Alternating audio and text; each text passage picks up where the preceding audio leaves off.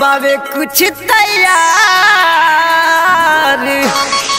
लगे डर नहीं कुछ बात तैयार ये राजा असमैया ये चढ़ते नवरात्रि ये राजा नीम के पतई पर लिखनी दिल के बात ये राजा असमैया ये चढ़ते नवरात्रि ये राजा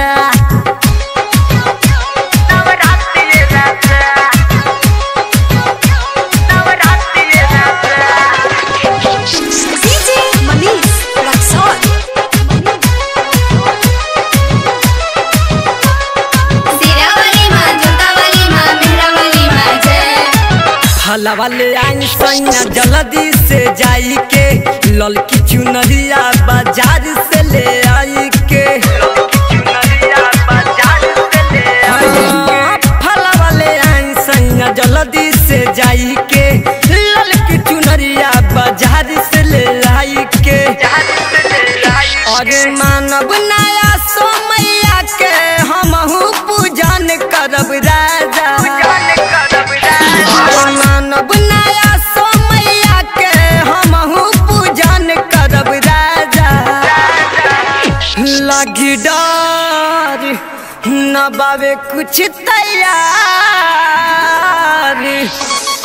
लगे डर नहीं कुछ बात तैयार ये राजा असमैया ये चढ़ते नवरात्रि ये राजा नीम के पतई पर लिखनी दिल के बात ये राजा असमैया ये चढ़ते नवरात्रि ये राजा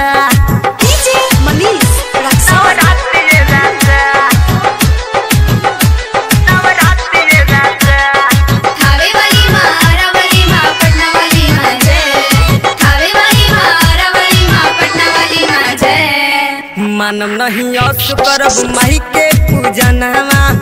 पप्पू दीवाना लाद पूजा के सावनवा मानम नहीं अस करब माई के पूजनवा पप्पू दीवाना लाद पूजा के सावनवा मनवा में हमरो बालल सा धरब अस कल सा राजा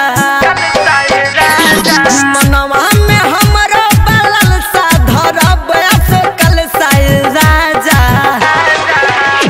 लगी डर न बाबे कुछ तैयार लगे डर नहीं कुछ बात तैयार ये राजा असमैया ये चढ़ते नवरात्रि ये राजा नीम के पतई पर लिखनी दिल के बात ये राजा असमैया ये चढ़ते नवरात्रि।